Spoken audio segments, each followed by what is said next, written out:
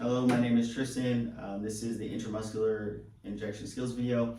I want to make sure I have all of my material, which is the hand sanitizer, my needle receptacle. For the purpose of this video, it's going to be the water bottle, my gloves, my alcohol pads, all out of those, my gauze, my vial, which is my medication, the morphine sulfate, my 3 milliliter syringe, and my 22 gauge by 1 inch needle, my patient, and my trash. The next thing I want to verify the provider's orders, look into the EHR, make sure I do the 6 patients' rights, which is the right patient, the right drug, the right dose, the right route, right time, right documentation. Compare the medication to the EHR and make sure, and EHR and the MAR to make sure I have the correct dose. I have morphine sulfate, 4 milligrams per ml. But the provider's orders is 6 milligrams of morphine to be injected now for pain. After doing the calculations, this comes out to be 1.5 milliliter I need to administer to the patient. So this will be my first safety check. Now, since the verification is done, I'm going to go into the patient's room, use hand sanitizer, close the door, introduce myself to the patient using aided. Hello, Mr. Ramirez. My name is Tristan.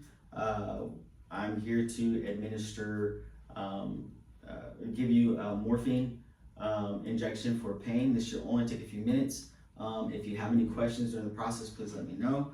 Can you please tell me your first and last name and date of birth? Patient just gave me the 2 patient identifier. I checked it to the bracelet. Everything checks out. Do you have any allergies to food, medications, or environmental services? No? Great, thank you. Now I'm going to go ahead and prepare the medication. Okay, first I'm going to use hand sanitizer. Put my gloves on.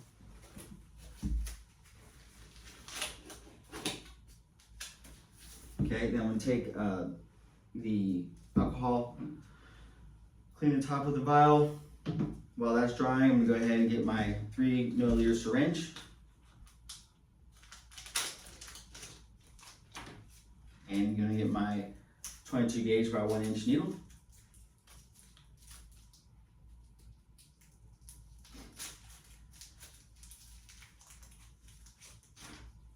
Okay. And while the cap is on, I'm going to go ahead and I'm going to pull the plunger back and get 1.5 milliliter air in the bottle, in the syringe. Okay, just like that. You can see that. Okay. Take my top off. I'm going to go ahead and put the needle into the vial and push the 1.5 milliliter air into the vial. Okay. Now I'm going to go ahead and I'm going to pull back the syringe. Make sure I get that 1.5 milliliter. I'm going to go a little over because if there's any air, I want to make sure I can tap the needle a little bit, get the air bubbles out, and then push back what it is I don't need. Make sure I have the correct amount.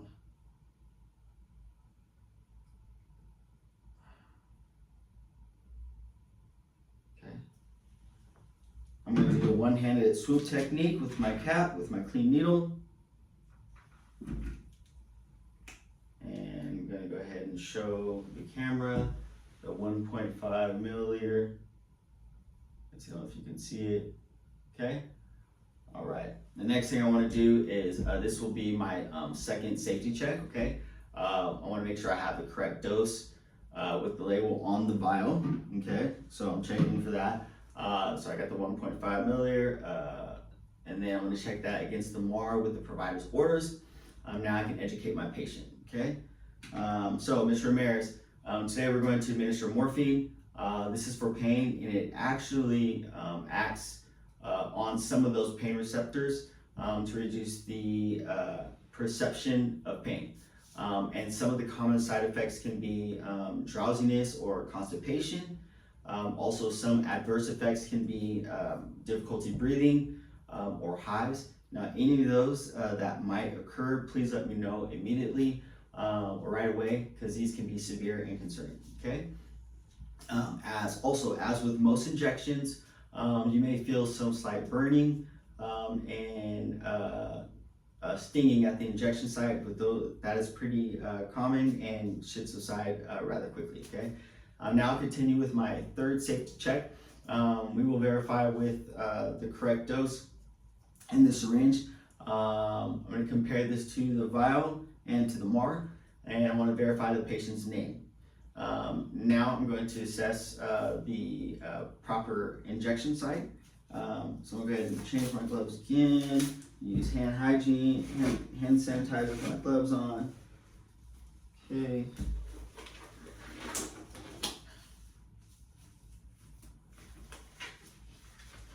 So now I'm going to assess the proper injection site.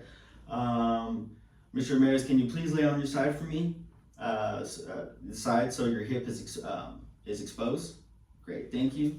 Now I'm going to locate the site using some anatomical landmarks. So first thing I'm going to do is I'm going to put the palm of my hand on the greater trochanter, and then I'm going to point my thumb towards the patient's groin. And then next I want to point my pointer finger to the top of the anterior superior iliac spine, okay? And then my middle finger will go on the iliac crest, okay? So the V space is where I'm going to go ahead and administer the medication. So what I'm going to do is, this would be a fresh alcohol pad. I'm going to go ahead and I'm going to put the alcohol right on that spot that I'm going to be administering, okay? Just like this. All right. So, and now I'm going to observe the area. So I want to make sure that there's no blemishes, there's no burning or wounds. Also, I want to make sure that the muscle integrity is good and is ready to receive injection at the site with this, ready to receive the injection at the amount that I'm going to be giving to the patient. Also, I want to make sure to palpate to look for any type of tenderness or pain on the patient. Okay, once that's done, then next thing I want to do is I'm going to clean the site with alcohol. Okay, so now we get my new wipe. Okay, I'm going to take my alcohol pad and clean about 2 inches around. Okay, sure that's clean. And while that's drying, also, so I don't forget where I'm going to be injecting, what I'll do is I'm going to put the alcohol pointing to the location of where I'm going to be injecting the medication. Okay, just like that. Okay. Now, while that's drying, now I can uncap my needle. And I'm going to take the ulnar side of my hand and place it on top of the patient. And then I'm actually going to pull down to taut and then pinch the skin. So ulnar side, pinch the skin.